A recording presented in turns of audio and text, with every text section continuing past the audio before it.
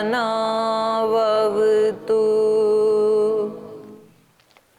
सहनौ भुनक्तु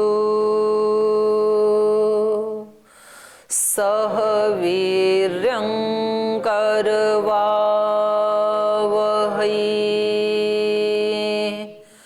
तेजस्विनावधीतमस्तु मा विद्विषावहै। ॐ व्रतानां व्रतपते व्रतं चरिष्यामि तच्छकेयं तन्मे राध्यताम् इदमहमनृतात् सत्यमुपैमि। ॐ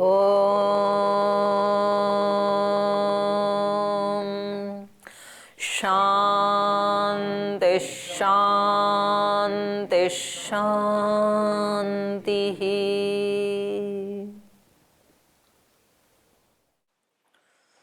तो ये प्रसंग चल रहा था कि ज्ञान से या विवेक से ही हम मुक्त हो सकते हैं, नहीं तो ऐसे ही चलता रहेगा ये सिलसिला। एक वर्ष से अगले वर्ष, अगले वर्ष से अगले जन्म, अगले जन्म से उससे अगले जन्म, जैसे पीछे पता नहीं कब से चल रहा है और आगे भी पता नहीं कहाँ तक चलेगा। तो इसको ब्रेक करने के लिए, इसको तोड़ने के लिए क्या करना पड़ेगा? विवेक की प्राप्ति। और विवेक की प्राप्ति कैसे हो?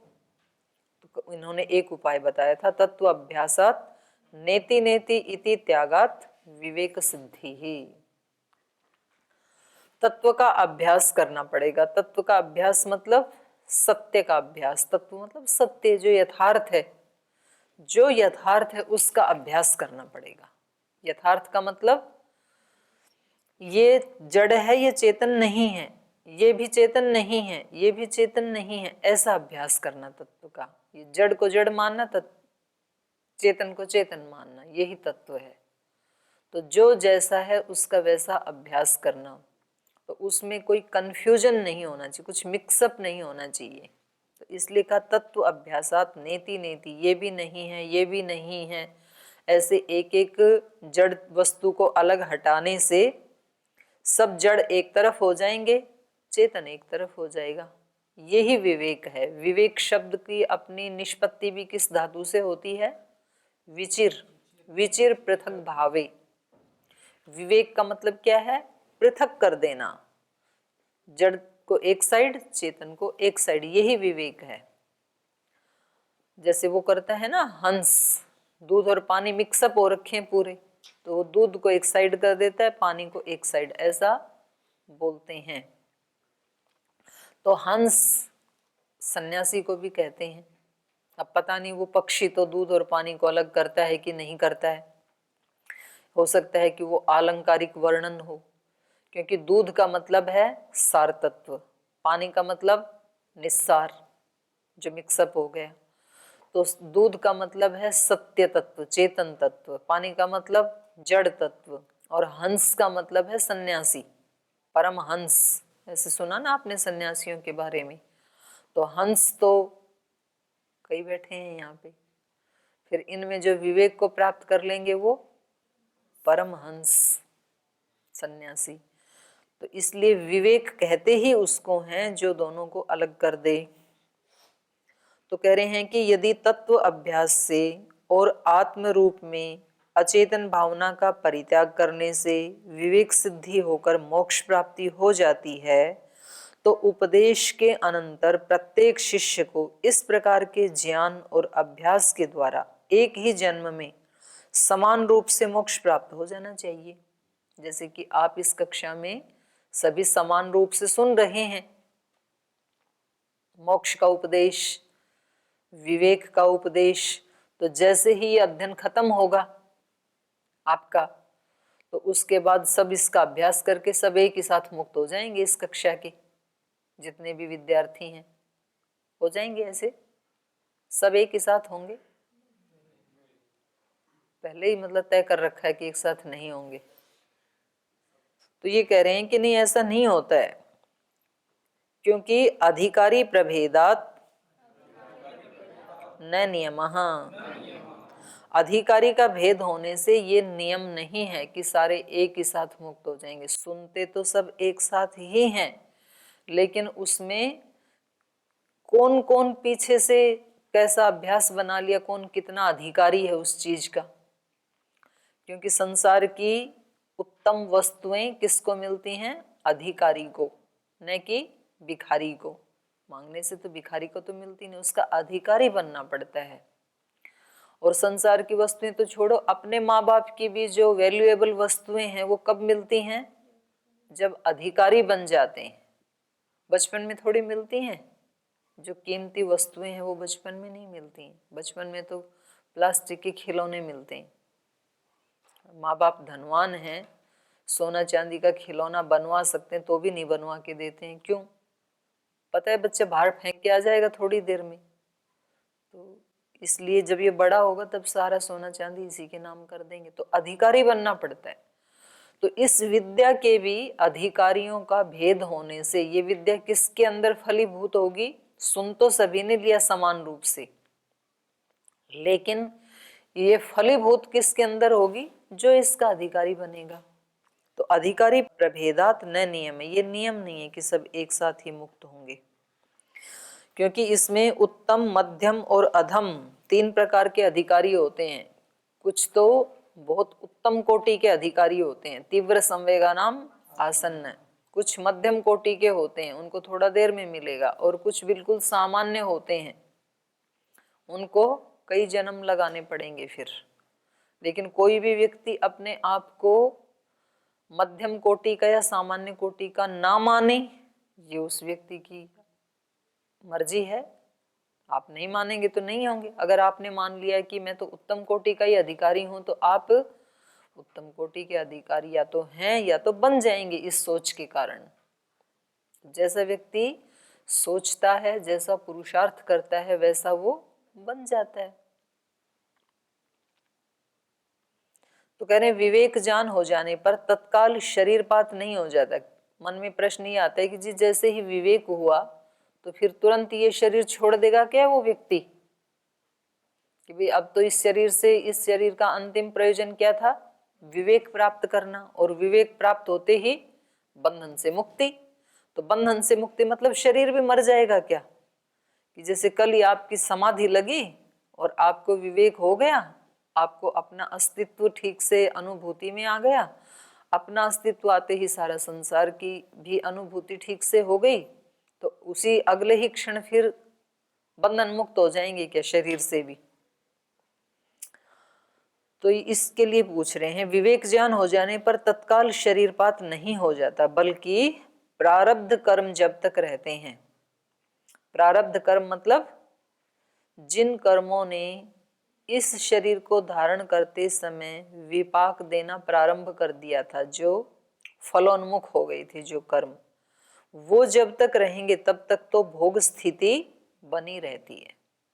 तो इसलिए ये भी देखा जाता है कि किसी व्यक्ति को इस जन्म में उसने तप किया, पुरुषार्थ किया, विवेक को भी प्राप्त किया, समाधि को भी प्राप्त किया, लेकिन फिर भी उसको कुछ चीजें ऐसे आ जाती हैं जो सामान्य लोगों को आती हैं। उसको कोई बीमारी आ जाएगी, कोई कष्ट आ जाएगा, तो फिर दूसरे लोग प्रश्न उठाते हैं कि इनको ऐसा क्यों हुआ, ये तो सिद्ध योगी थे। तो उनको इसलिए हुआ क्योंकि उसने इस जन्म के तप से, पुरुषार्थ से विवेक को, सिद्धि को तो प्राप्त कर लिया, समाधि को तो प्राप्त कर लिया, लेकिन जिस समय ये शरीर मिला था और उस समय जिस प्रारब्ध ने कर्म देना प्रारंभ कर दिया था, वो अब अपना पूरा फल दे करके ही रुकेंगे, बीच में नहीं रुक सकते हैं वो। तो जैसे वो कोई पिस्टल से गोली निकलती है ना, या उससे धनुष से कोई बाण निकलता है, तो जिस वेग के साथ उसको फेंका गया है वो वहीं जाके रुकेगा, बीच में नहीं रुकता है वो कहीं। जैसे किसी शेर ने एक छलांग भरने के लिए ऐसे पैर उठाए तो तो अब वो वहां जाके ही रुकेगा। मानो बीच में ही किसी ने गोली मार दी उसको, तो भी वो गिरेगा वहां जाकर के ही, बेशक गोली मार दी, वहां बीच में नहीं रुकेगा वो, क्योंकि उस शरीर को उतना वेग मिल चुका है, तो वो वेग वहीं जाकर के शांत होगा। तो ऐसे हमारे जो प्रारब्ध कर्म जिन्होंने इस शरीर के साथ ही भोग देना प्रारंभ कर दिया, वो तो अपना देंगे, लेकिन जो संचित कर्म थे दूसरे, जो अभी विपाक को प्राप्त नहीं हुए थे, उनको आप चेंज कर सकते हैं, उसको आप भून सकते हैं। इन वालों को फिर जी बोले इनका क्या होगा, इनका ये होगा वो अपना फल तो देंगे, लेकिन आप उससे प्रभावित नहीं होंगे, क्योंकि आपको विवेक प्राप्त हो चुका है। तो आप दूसरे व्यक्तियों की तरह से परेशान नहीं होंगे, आप उसको सहज रूप से शरीर का एक धर्म समझ करके ले लेंगे, लेकिन जो फल मिलना है वो तो मिलेगा। तो वो स्वेच्छा से शरीर को छोड़ भी देता है, वो ऑप्शन है, तो उससे उसमें कोई दोष नहीं आएगा? नहीं, वो बचे रहेंगे इतने उनके, तो फिर भोगना तो पड़ेगा उसको। तो फिर वो मुक्त नहीं होगा है, वो मुक्त नहीं होगा मुक्त होने के बाद भी तो वापस आते हैं जी। लेना पड़ेगा, लेकिन वो तो इसलिए ये कह रहे हैं भोग स्थिति फिर बनी रहेगी। तो अध्याय की समाप्ति तक अब इसी अर्थ का प्रतिपादन किया जाएगा। क्या प्रतिपादन किया जाएगा? कि विवेक होते ही तुरंत शरीर से मुक्त नहीं होते हैं, बल्कि उसकी भोग की स्थिति बनी रहेगी। वो जितना इसका फल मिलना शुरू हो गया था वो पूरा होगा, ऐसे कह रहे हैं। तो सूत्र बोलिए, बाधितानुवृत्त्या मध्य विवेक्तोप्य उपभोगः। बाधिता अनुवृत्त्या, बाधा देने वाली अनुवृत्ति के द्वारा, माने जो कष्ट देने वाली पीछे से चली आ रही प्रारब्ध कर्मों की अनुवृत्ति है, उसके द्वारा मध्य विवेक तो अपि, विवेक के बीच में भी, अर्थात विवेक ज्ञान तो हो गया, लेकिन पीछे से कुछ ऐसा प्रारब्ध कर्म चला आ रहा है बाधित करने वाला, तो कह रहे हैं उस अनुवृत्ति के द्वारा मध्य विवेक तो मध्य अपि, विवेक के बीच में रहते हुए भी, विवेकी होते हुए भी उपभोग, वो कर्म का फल भोगना ही पड़ेगा जिसने फल देना शुरू कर दिया है, वो वाला। विवेक अवस्था में भी बाधिता अनुवृत्तिया, कर्मों की अनुवृत्ति से उपभोग बना ही रहता है। तो ये यही कहना चाह रहे हैं कि जो कर्म फलोन्मुख हो चुके हैं, जिनके फलों को भोगने के लिए वर्तमान शरीर प्रारंभ हुआ है, तो विवेक ज्ञान के द्वारा वो नष्ट नहीं होते हैं, उनकी समाप्ति फल भोग करके ही होती है। इसलिए प्रारब्ध कर्मों से जनित दुख, क्षुधा, तृष्णा, निद्रा, आसन, वसन आदि ये क्रम चलते रहने से विवेक अवस्था में भी कुछ भोग की अवस्था चलती रहती है, लेकिन उसका संस्कार नहीं बनेगा। वस्तुतः यह भोग और मोक्ष का संधि काल समझना चाहिए, भोग का और मोक्ष का। जैसे रात और दिन दो हैं, लेकिन उनके बीच में एक संधि काल भी आता है ना, उसको ना तो हम दिन कह सकते हैं और ना तो रात कह सकते हैं। जैसे अभी अभी सूर्य अस्त हुआ है, तो अब इस वाले समय को क्या कहेंगे? दिन कहेंगे क्या? नहीं कहेंगे, क्योंकि सूर्य तो अस्त हो चुका। रात कहेंगे क्या? नहीं कहेंगे, क्योंकि अभी अंधेरा तो हुआ ही नहीं है। तो इसको क्या कहते हैं? संध्या काल। संधि काल से ही संध्या काल बन गया। तो ऐसे ही ये व्यक्ति मुक्त हो गया, लेकिन शरीर अभी भी बना हुआ है, तो शरीर से कुछ ना कुछ तो कर्म भी हो ही रहे हैं, कुछ ना कुछ तो भोगेगा ना शरीर। तो इसको भोग काल कहेंगे क्या? नहीं कहेंगे, क्योंकि वो तो मुक्त हो चुका है, जीवन मुक्त। जीवन मुक्त मतलब, क्योंकि मुक्ति का साधन ही क्या है? विवेक। और जैसे ही व्यक्ति को प्रबल विवेक की प्राप्ति हुई, उसी समय वो मुक्त हो गया। तो मुक्त है वो, बंधन में रह सकता है क्या? या तो व्यक्ति मुक्त होगा या तो बंधन में होगा, दोनों में से एक स्थिति है ना। तो जब ये मुक्त हो चुका तो बंधन में नहीं है। और हम कहेंगे कि जब ये बंधन में नहीं है तो इनको ये रोग या कष्ट आदि आ रहे हैं, तो इसके रहते, रोग या कष्ट के रहते, इसको मुक्त कहेंगे क्या? बोले नहीं कह सकते हैं। तो इसको क्या कहेंगे? इसको मुक्ति और बंधन का संधि काल कहेंगे। इसको जीवन और मृत्यु का संधि काल कहेंगे इस समय को, ये संधि अवस्था में। तो कह रहे हैं कि कुछ भोग की अवस्था चलती रहती है, वस्तुतः यह भोग और मोक्ष का संधि काल समझना चाहिए। प्रारब्ध कर्मों के चलते रहने से उनका भोग भी होता है और विवेक ज्ञान हो जाने से मुक्त अवस्था भी बनी रहती है। दोनों एक साथ होते हैं। प्रारब्ध कर्म बचे थे, भोग भी हो रहा है इसके द्वारा, और क्योंकि विवेक हो गया था इसलिए मुक्त भी हो चुका है। तो यह संधि काल। और फिर जब ये जन्म, ये शरीर उसका समाप्त हो जाएगा, तब क्या हो जाएंगे ये नितांत मुक्त, फिर दोबारा नहीं आएंगे, क्योंकि अब और कोई संस्कार बाकी नहीं बचा, अब बाकी के सब दग्ध भी हो चुके हैं। तो यहाँ प्रारब्ध कर्म जनित दुखों की भी बाधित, इनको बाधित इसलिए कहा गया कि उनका अस्तित्व केवल वर्तमान की देह तक है, आगे निश्चित ही उनकी बाधा हो चुकी है, आगे नहीं बाधित करेंगे वो, बस इस शरीर तक ही उनकी बाधा थी। तो भोग और मोक्ष की इस संधि काल की अवस्था में उस आत्मज्ञानी को जीवन मुक्त कहा जाता है। जीवन मुक्त मतलब ये परस्पर विरोधी संज्ञा हो गई ना। जीवन का मतलब इस शरीर में रहना, उसी को तो जीवन कहते हैं, और मुक्त का मतलब शरीर इंद्रिय सबसे मुक्त होना। तो ये दोनों एक साथ कैसे हो सकते हैं? तो बोले ये संधि काल है, इसलिए ऐसी आत्मा को क्या संज्ञा देंगे? जीवन मुक्त। जीवन भी बना हुआ है और मुक्ति भी बनी हुई है, लेकिन ये शरीर समाप्त होने के बाद केवल मुक्त, फिर उसको जीवन मुक्त नहीं कहेंगे, तब एक ही संज्ञा होगी, मुक्त। ओम दीदी जी, जैसे मोक्ष प्राप्ति का साधन तो आपने बता दिया, तो मुक्ति प्राप्ति के बाद जीव की दशा क्या होती है, या कि मुक्ति किसे कहते हैं? मोक्ष ईश्वर के आनंद में रहता है निरंतर, ईश्वर के साथ। जैसे उसकी चित्रवृत्तियां अभी भी समाज, ईश्वर के साथ हम अभी भी हैं, ये आप पूछ सकते हैं। अभी भी ईश्वर से अलग नहीं है, हम ईश्वर के अंदर ही हैं, लेकिन हमें अनुभूति नहीं है उस आनंद की। अनुभूति तो क्या, एहसास भी नहीं है, और वो निरंतर उसी आनंद में रहता है मुक्त आत्मा।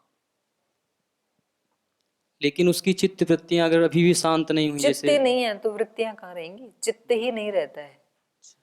तो इसको थोड़ा पढ़ेंगे ना प्रसंग को, तो और क्लियर हो जाएगा आपको। तो इन्होंने कहा जीवन मुक्तश्च, सूत्र बोल लो। कह रहे इसीलिए तो ये संज्ञा बनी है जीवन मुक्त, क्योंकि यहाँ पर चकार जो है ना, जीवन मुक्तः च पद जो है ये हेतु के अर्थ में, क्योंकि ऐसा व्यक्ति जीवित रहता हुआ भी मुक्त होता है, इसलिए वह जीवन मुक्त है। देह बने रहने से तो अभी जीवित है, और विवेक ज्ञान हो जाने के कारण मुक्त है। तो दोनों का संधि है ये। यह स्थिति समाज के लिए अत्यंत आवश्यक है। समाज में जितनी जितनी ऐसी आत्माएं बन जाएं, तो फिर उसको किसी दूसरे स्वर्ग आदि की सुख विशेष को ढूंढने की आवश्यकता भी नहीं। तब यही पृथ्वी का ही प्लेनेट हमारे लिए क्या हो जाएगा? यही स्वर्ग है। और पूरे प्लेनेट को स्वर्ग नहीं बना सकते तो कोई बात नहीं, अपने घर को तो बना सकते हैं ना, अपने कक्षा को तो बना ही सकते हैं, अपने गुरुकुल को तो बना ही सकते हैं। तो इतना इतना तो पुरुषार्थ करें तो व्यक्ति की हमेशा मानसिक जो स्थिति है वो क्या होनी चाहिए? सर्वे भवन्तु सुखी ने तो ऋषि बोलेंगे, लेकिन मेरी क्लास सुखी हुई है तो हम भी बोल सकते हैं, मेरा परिवार सुखी हुई है तो हम भी बोल सकते हैं ना। तो इतना तो अपने अहम का विस्तार करना ही चाहिए। ये नहीं कहना चाहिए कि केवल मैं सुखी हूं, क्योंकि आपका पड़ोसी दुखी है तो आप सुखी हो नहीं सकते, आपका गुरुकुल अशांत है तो आप शांत रह नहीं सकते, आपकी कक्षा में यदि झगड़ा होता है तो आप बिना झगड़े के शांत रह ही नहीं सकते। तो इस भावना में ही मेरी शांति छिपी हुई है, दूसरों की शांति की भावना में ही हमारी शांति छिपी हुई है। तो हम यदि सबको शांत नहीं कर सकते हैं तो ऐसी भावना तो कर सकते हैं ना। आप कहोगे जो उस भावना का क्या बनेगा जब हम सबको शांत कर ही नहीं सकते हैं, तो ऐसी भावना से फायदा क्या? ये भावना बहुत प्रबल होती है, भावना की जो शक्ति है। तो हम इसलिए कहा जाता है हमेशा ऊंची भावना रखनी चाहिए, ऊंचा विचार रखना चाहिए, क्योंकि जैसी जैसी व्यक्ति की भावनाएं और विचार होते हैं वैसे वैसे फिर थोड़े दिन के बाद उसके जीवन में घटित होने लगता है। हमारा जो सबकॉन्शियस माइंड है वो हमारी उन भावनाओं को और विचारों को पकड़ लेता है, वो हमारा अच्छा एक सेवक है और फिर वो उस काम में लग जाता है। तो इसलिए बोलते हैं कि कभी भूल करके भी बुरा विचार नहीं सोचना चाहिए, नहीं तो वो जीवन में ऐसा हो जाएगा। तो घरों में ऐसे डांटते हैं, जब हमारे मुंह से कोई बुरा शब्द निकलता है तो माता पिता गुरुजन क्या कहते हैं, ऐसा मत बोलो, कहीं ऐसा ही ना हो जाए, भगवान ऐसा ना कर दे, क्योंकि प्रकृति हमेशा हमारे शब्दों को सुनती है और वो हमेशा तथास्तु ही बोलती है। ये नियम है प्रकृति का, उसका स्वभाव, उसको बनाया ही इसलिए है कि जो ये मनुष्य चाहे वो इसको देना। भोग अपवर्गार्थम दृश्यम, ये दृश्य किसके लिए है, भोग और अपवर्ग के लिए। तो जो हम बोलेंगे वो ये हमें देगी, उसको कोई मतलब बिल्कुल भी उसको ये नॉलेज नहीं है कि इसको मैं ये चीज ना दूं इसका नुकसान हो जाएगा, ऐसा बिल्कुल नहीं पता मन को ना प्रकृति को। हमारे सबकॉन्शियस माइंड को बिल्कुल भी ये नहीं पता कि ये तो सन्यासी हैं और ये तो ब्रह्मचारी हैं, तो इन्होंने ऐसा सोच लिया तो भी मुझे इनको ऐसा फल देना नहीं चाहिए, इनका नुकसान हो जाएगा, वो नहीं सोचती ऐसा। जो आप बोलेंगे वो बोलती है तथास्तु, मैं वैसा ही कर देती हूँ। तो कल्प वृक्ष कहीं बाहर थोड़ी है, कल्प वृक्ष क्या है, हमारा मन, हमारा चित्त ही कल्प वृक्ष है। कल्प वृक्ष को कोई नॉलेज नहीं है कि मेरे नीचे बैठा हुआ जो व्यक्ति है वो राजा है या फकीर है कि रंक है। उसके नीचे बैठ के तो जो आपने सोचा उसको वो पूरा करेगा, क्योंकि उसका स्वरूप ही वही है, कल्प वृक्ष। तो हमारे चित्त का, हमारे मन का स्वभाव ही यही है। तो कभी भी गलत नहीं सोचना, अपने हृदय में गलत भाव नहीं लाना, नहीं तो प्रकृति उसको पूरा कर देगी। कभी गलत बोलना नहीं, कभी गलत सोचना नहीं, नहीं तो प्रकृति कहेगी तथास्तु, आप ऐसा सोचते हो, ठीक है मैं वैसा ही कर देती हूँ। तो उसको आदेश यही देना है कि दूसरे लोग, इसलिए हमारे इस विज्ञान को ऋषियों ने समझा था। तो क्या बोलते थे, सर्वे भवन्तु सुखिनः। कभी ये नहीं बोलते थे भाई संसार का आप जानो, मैं मेरे को सुखी कर दो, ऐसा नहीं बोला उन्होंने, सर्वे भवन्तु सुखिनः, क्योंकि इस भावना में उनका सुख छिपा हुआ है। वो तो बड़े, वो तो स्वार्थी थे, उनको भी पता था कि संसार तो सुखी होने वाला है नहीं, और वो अपने ही सुख के लिए, उनको तो पता ही था ना भावना का, तो फिर तो सीधा सीधा ही बोल देते, इतनी डुप्लीकेट भाषा क्यों बोली, यही बोल देते कि मैं सुखी हूँ। नहीं, उनके अंदर कोई डुप्लीकेटपना नहीं होता है, वो यही चाहते हैं, सचमुच यही चाहते हैं कि सब सुखी हों। बोलिए तो पॉसिबल ही नहीं, पॉसिबल है, हर परिस्थिति में व्यक्ति सुखी रह सकता है, ये पॉसिबल है, क्योंकि परिस्थिति हमेशा मनुष्य से छोटी होती है और मनुष्य की ताकत हमेशा परिस्थितियों से कई गुना बड़ी होती है, और हमारी ताकत के अकॉर्डिंग ही हमारे जीवन में परिस्थितियां आती हैं। कभी भी भगवान हमारी ताकत से ज्यादा बुरी परिस्थिति हमारे सामने नहीं लाता है। कोई भी माँ अपने बच्चे के ऊपर उतना ही वेट रखती है जितना वो उठा सकता है, क्योंकि उसका नॉलेज है ना, बच्चा छोटा है तो 5 किलो ही उठा पाएगा, तो वो 4 ही किलो रखती है, 5 भी नहीं रखती, 6-7 तो कभी भी नहीं रखेगी। तो ईश्वर भी तो हमारी माँ है। हमारे जीवन में यदि कोई प्रतिकूलता आई भी है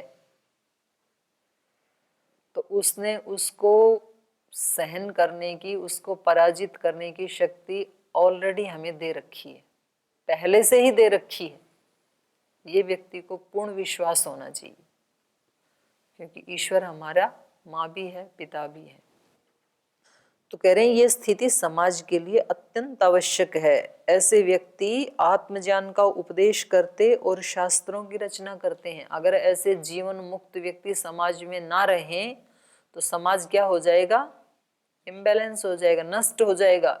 क्योंकि समाज में तो ज्यादातर लोग तो क्या हैं, परेशान होने वाले ही हैं, क्योंकि उनको तो अभी विवेक की प्राप्ति हुई नहीं है, तो वो तो अविवेक की ही स्थिति में है। तो उनको कोई ये बताने वाला, उपदेश देने वाला तो होना चाहिए। और उपदेश कौन दे सकता है? जिसने खुद अपने अज्ञान को नष्ट कर लिया है, विवेक को प्राप्त कर लिया है और जो जीवन मुक्त है। तो अब ये थोड़े टाइम के लिए उपलब्ध है, तो ये जो उपदेश देगा, इसके उपदेश ही फिर लोग शास्त्र के रूप में उसको लिख लेंगे और फिर वो लंबे समय तक लोगों को दिशा देता रहेगा। तब तक कोई और जीवन मुक्त आएगा, क्योंकि जीवन मुक्तों के कोई झुंड के झुंड तो है नहीं, कभी सदियों में कोई एक आध कुछ लोग बनते हैं ऐसे।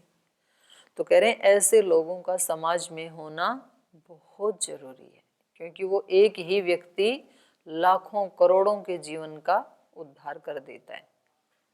तो बहुत अच्छे होने ही चाहिए। अगर विवेक जैसे ही हुआ और तुरंत उसका शरीर छूट गया, तो फिर वो तो किसी को बता ही नहीं पाएगा। तो शास्त्र की रचना होगी कैसे? शास्त्र की रचना तभी तो होगी जब वो कुछ काल के लिए टिकेगा जीवन मुक्त की स्थिति में, तभी तो होगी। तो कह रहे हैं ये समाज के लिए भी ये बहुत जरूरी है। तो अगला सूत्र है उपदेशोपदेष्टृत्वात् तत्सिद्धि। कह रहे हैं उपदेश, उपदेश माने जिसको उपदेश दिया जाता है, उपदेश देने योग्य अर्थात हम सब। उपदेशो उपदेष्टृत्वात्, वो जो उपदेश्य व्यक्ति हैं उनका उपदेष्टा भी होना चाहिए इस हेतु से। उपदेष्टृत्वात्, उपदेष्टृ मतलब उपदेष्टा और उपदेश्य मतलब जिसको उपदेश दिया जा रहा है। उपदेश्य उपदेष्टृत्वात्, उपदेश जिनको उपदेश दिया जाना है उनके लिए किसी उपदेष्टा का होना अनिवार्य है, इसलिए तत्सिद्धि ही जीवन मुक्त की सिद्धि होती है। उपदेष्टा कौन होगा? जीवन मुक्त। तभी तो दूसरे सुनने वाले उसकी आवाज को या तो रिकॉर्ड कर लेंगे, आज का जमाना होगा तो पता नहीं है कब चले जाएं, तो रिकॉर्डिंग करके रख लो, या फिर उसको लिख के रख लेंगे, या फिर कोई दूसरा उसको लेके वैसा जिएगा और वो भी जीवन मुक्त हो जाएगा। लेकिन कोई तो बना रहना चाहिए। उपदेश का उपदेष्टा होने से जीवन मुक्त का होना सिद्ध होता है। अर्थात समस्त अधिकारी जनता के लिए उपदेष्टा होने के कारण जीवन मुक्त व्यक्तियों का होना अत्यंत आवश्यक है। उपदेश्य पद का उपदेश करने योग्य आत्मज्ञान आदि अर्थ भी समझ लेना चाहिए। आत्मज्ञान अथवा अन्य परोक्ष अर्थों का प्रतिपादन आत्मज्ञान के अनुभवी ठीक कर सकते हैं। ये जीवन मुक्त ही अध्यात्म संबंधी शास्त्रों की रचना करते हैं।